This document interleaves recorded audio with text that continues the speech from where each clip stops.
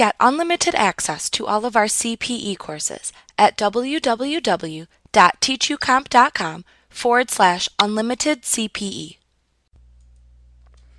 In this lesson, we'll take a look at situations involving intellectual properties donated to qualifying organizations. Contributions such as these are limited to the lesser of the basis of the property or the fair market value of the property.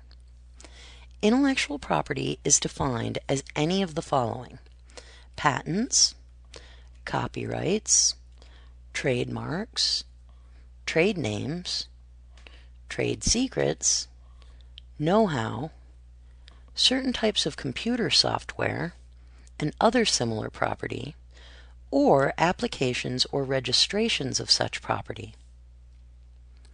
Although the deductions taken on these types of contributions are based on the fair market value of the contributions, determining the fair market value of intellectual property may be difficult.